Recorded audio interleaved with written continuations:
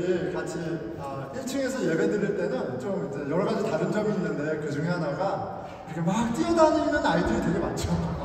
아이들이 되게 많습니다. 다 아이들 같이 보면서 그런 생각 들지 않으세요? 야, 신앙생활 정말 쉽고 재밌게 한다. 예배 때만 이렇게 다니고 그러잖아요. 예.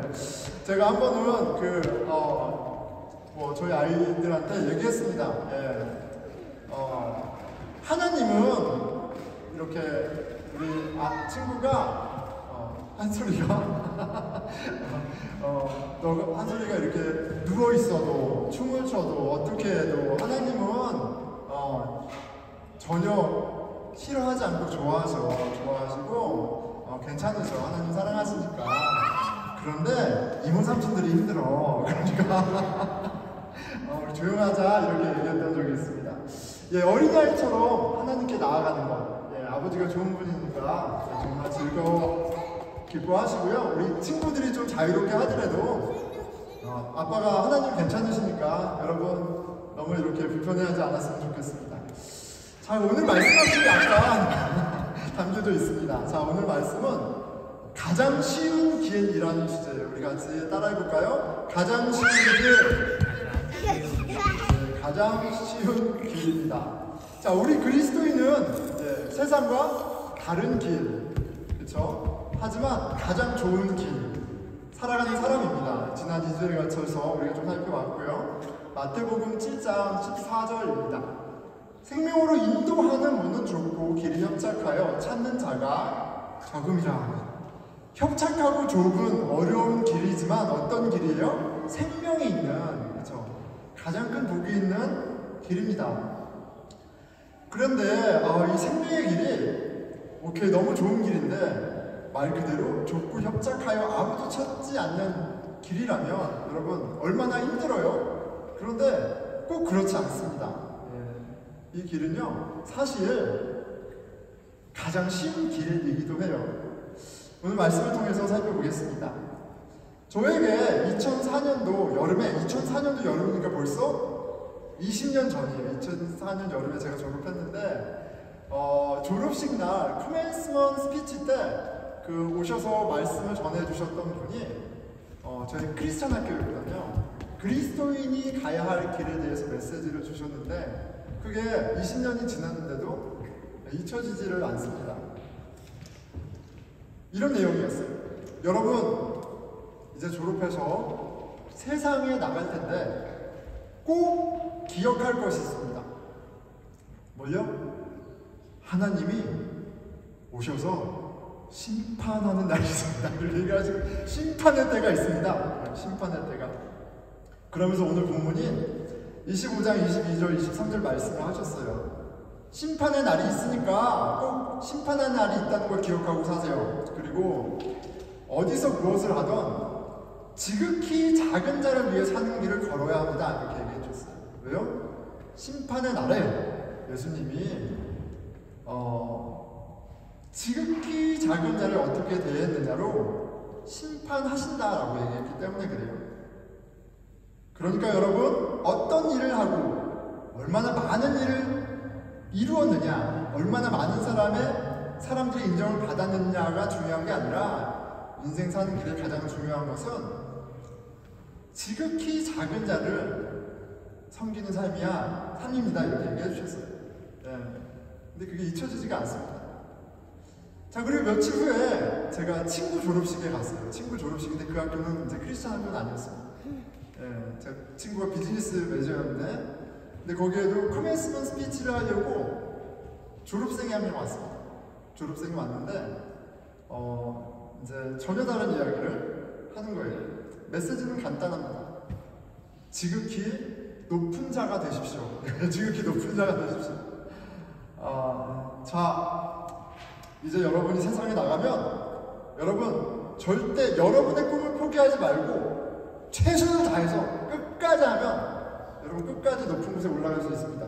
꿈은 반드시 이루어집니다. 그런 스피치를 들었습니다. 그래서 이 두 가지가 컨트래스팅 되잖아요. 너무 다른 길이죠. 기억에 남습니다.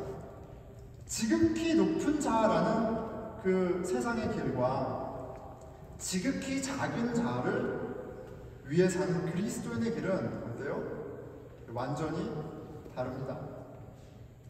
우리 그리스도인은 언제 어디서 무엇을 하던 무엇을 위해 살아야 돼요?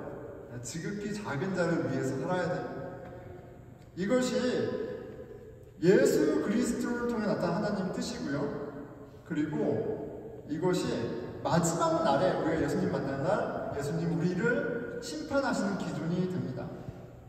그런데 오늘 본문을 보면 지극히 작은 자, 약자를 돕는 거 되게 어려워 보이잖아요. 되게 부담스럽죠. 그런데 이것이 어려운 길이 아니라 굉장히 쉬운 길이다라는 걸 알 수 있어요.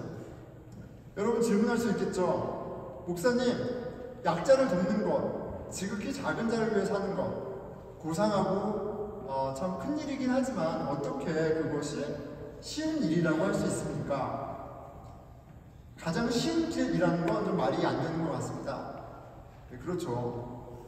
실은 세상 상식으로는 말이 안 됩니다. 하지만 믿음 안에서 말이 되는 거예요. 예수를 믿는다면 지극히 작은 자를 위해 사는 삶이 가능해요. 아니, 지극히 작은 자를 위해 사는 것이 실은 가장 쉬운 길이에요. 그 사실을 오늘 말씀이 가르쳐 줍니다. 오늘 말씀을 통해 주님이 보여주신 생명의 길이 얼마나 쉬운 길이고 즐거이 따를 만한 길인지 좀 깨닫는 은혜가 있기를 축원합니다. 아멘. 아멘. 아멘. 네, 아멘. 자, 예수님이 말씀하세요. 오늘 본문에 뭘 말씀하세요?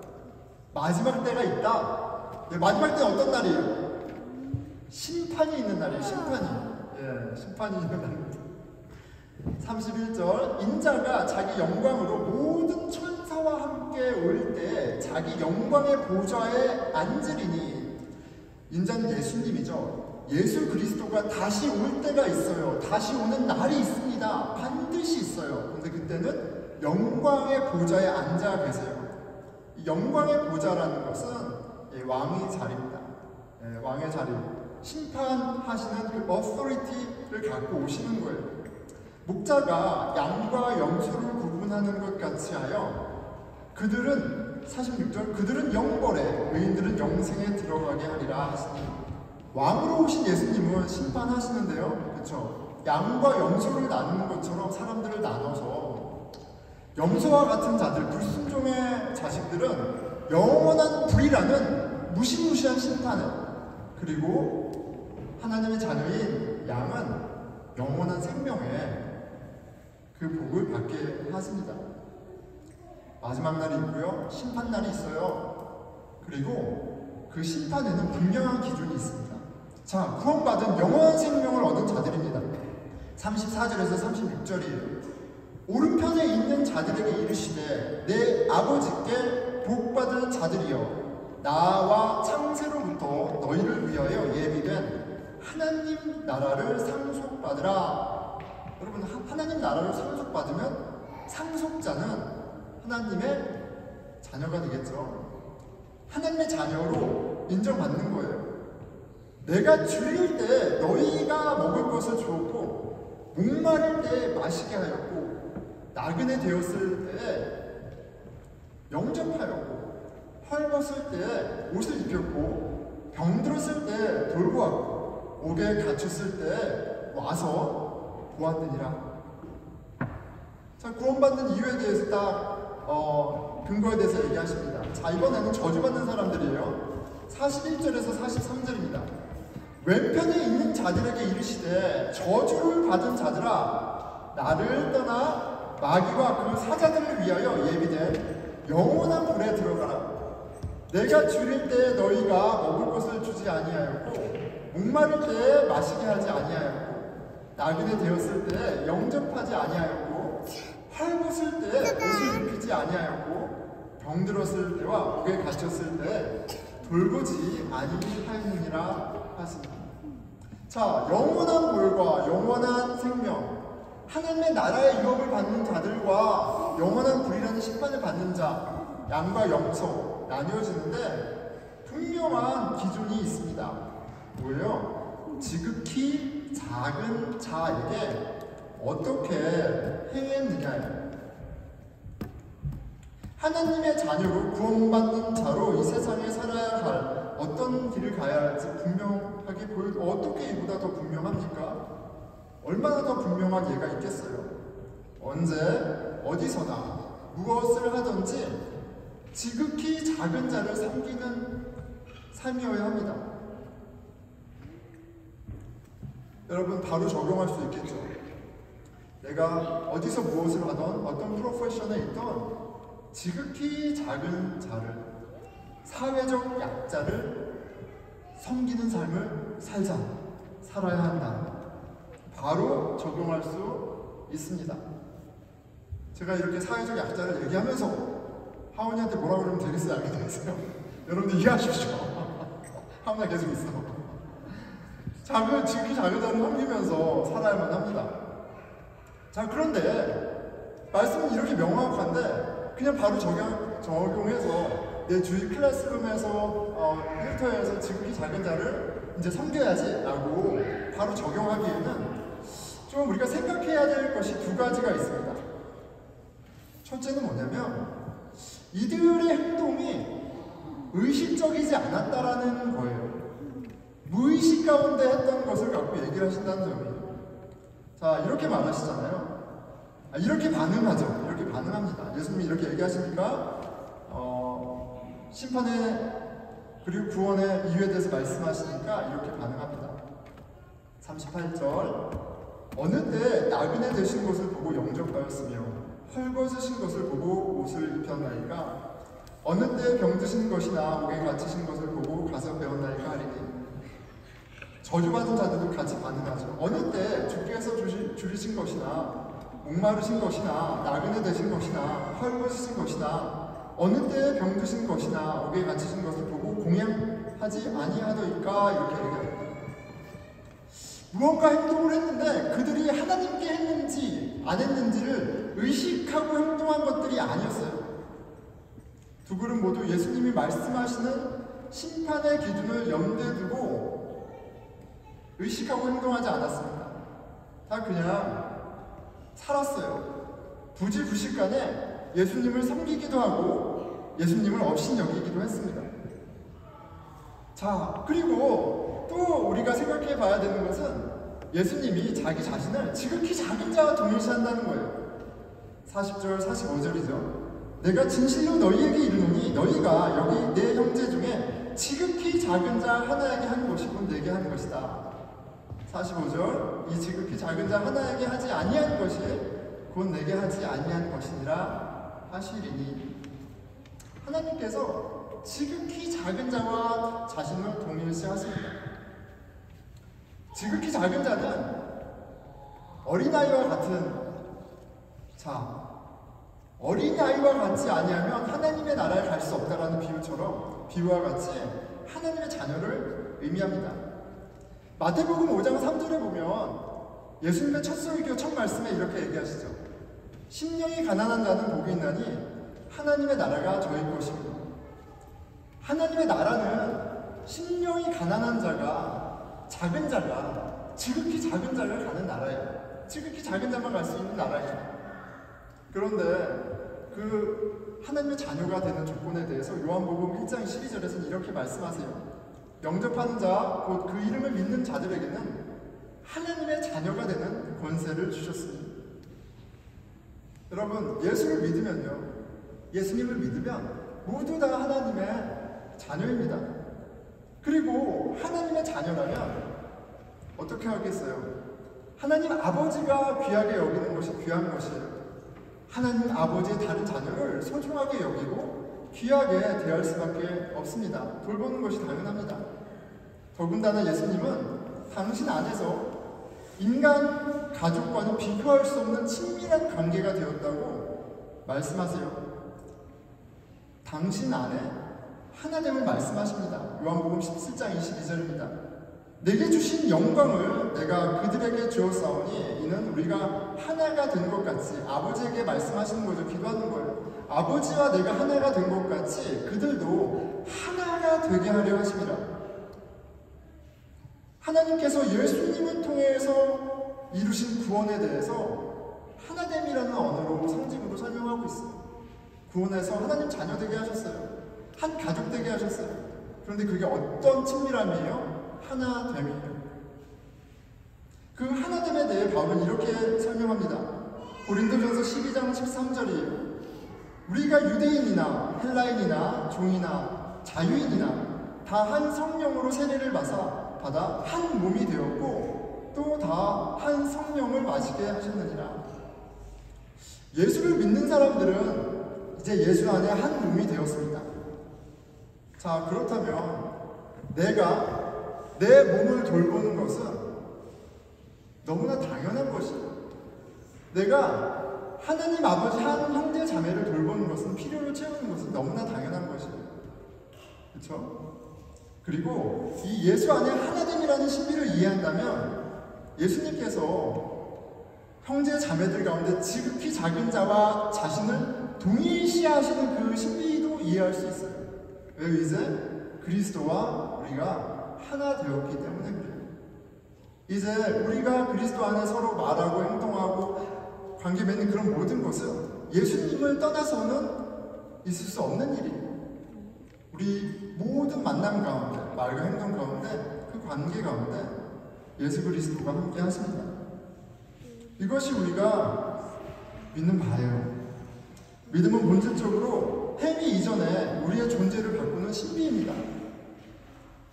우리가 예수 그리스도를 통해 하나님 자녀 되었다는 그 믿음이 우리 가운데 진실한 믿음이 될 때 우리는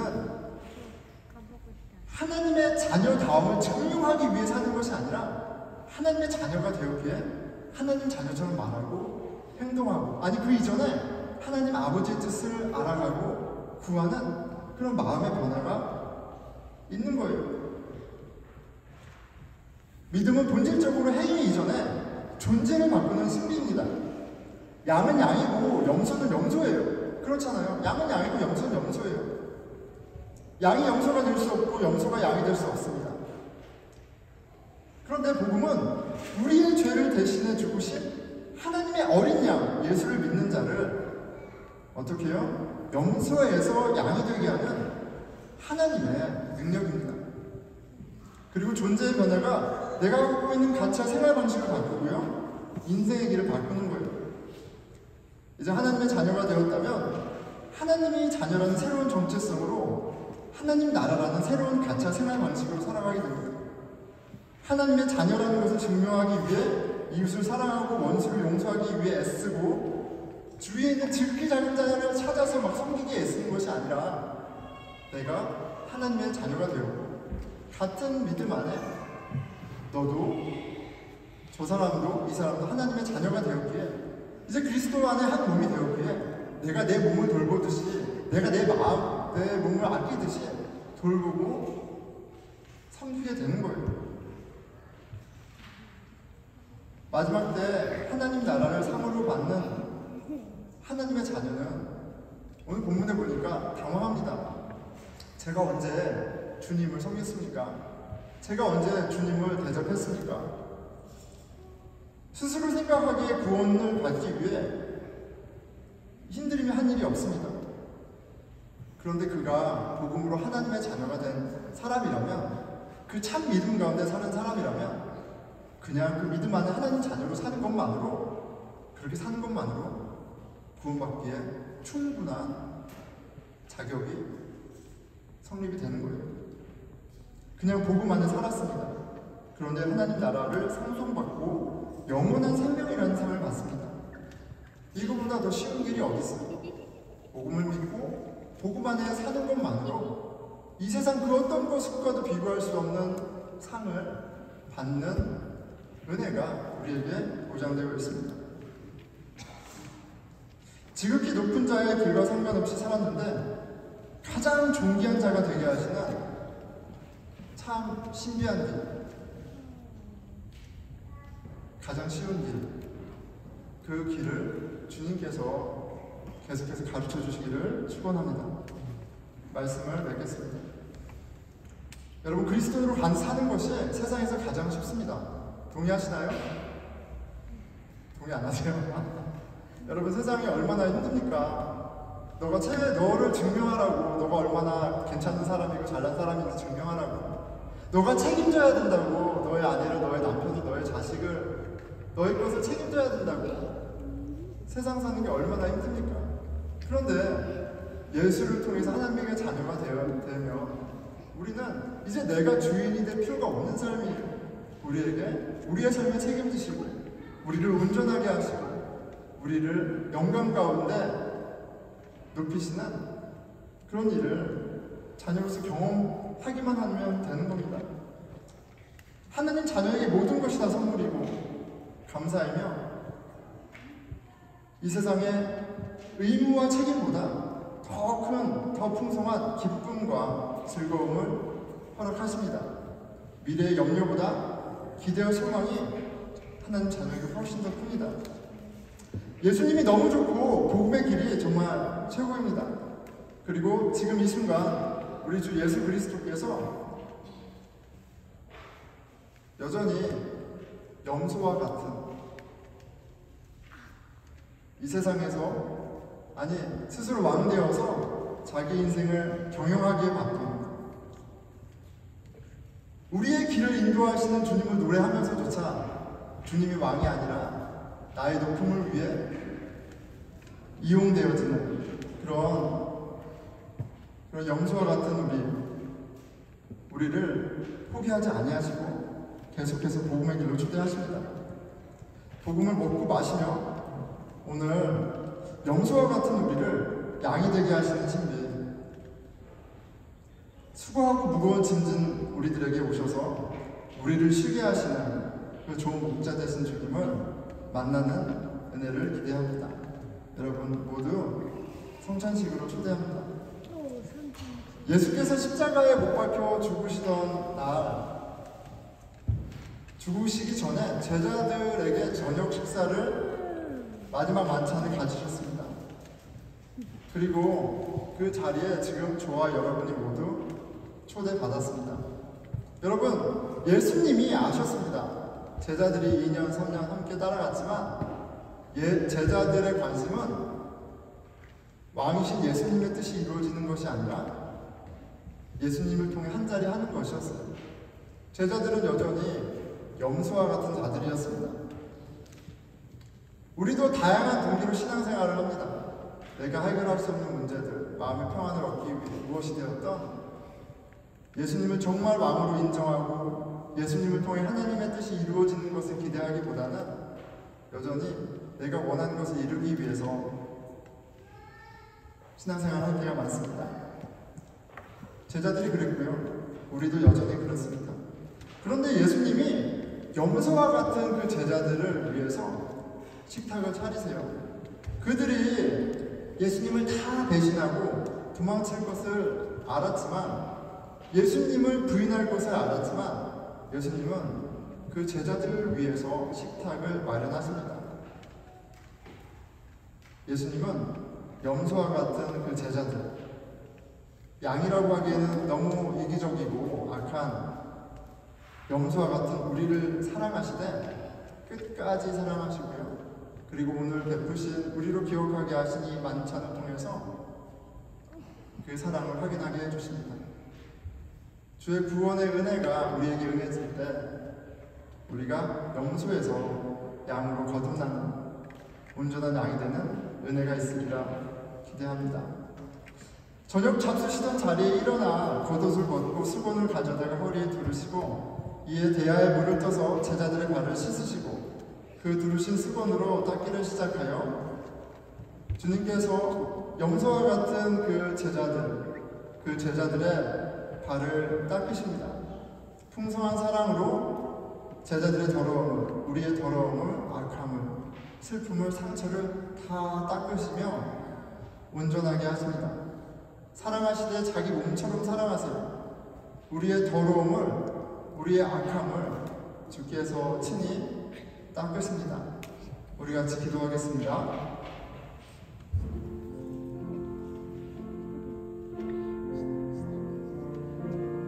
우리 가운데 예수님이 다시 오셨을 때 구원받을 수 자격 자격이 있는 사람이 몇이나 될까요? 하나님의 뜻을 기억하며 그 뜻을 향하여 순종하며 사는 사람이 몇이나 있을까요? 저희가 받은 은혜가 너무나도 크고 풍성함에도 불구하고 주인 되신 그리스도를 믿고 내가 주인 되어서 남편의 주인, 아내의 주인, 자식의 주인, 내 일터의 주인이 되어서 부지불식간에 주님을 업신여길 때가 너무나도 많습니다. 그런 저희를 불쌍히 여겨주십시오. 구원받을 자격이 없는 저희를 불쌍히 여겨주십시오. 그리고 아픈 자를 위해 오신, 죄인을 구원하러 오기 위해 오신 그 예수 그리스도를 다시 한번 보게 해주십시오. 우리 같이 회개하고 주의 은혜를 구한 기도드리겠습니다.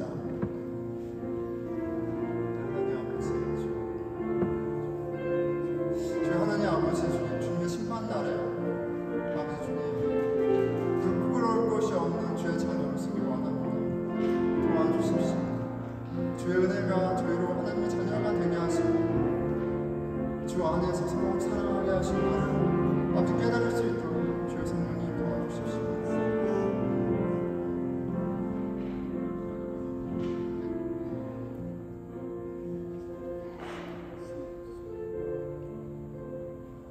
여전히 부지불식간에 하나님을 배반하고 하나님을 무시하며 살아가는 그런 저희임에도 불구하고 사랑하시되 끝까지 사랑하시며 믿음의 선물을 주시는 주님 감사합니다. 오늘 이 성찬식 가운데 저희가 그리스도의 몸인 떡을 먹고 죄 사함의 증표인 그 피의 포도주를 마실 때 우리 가운데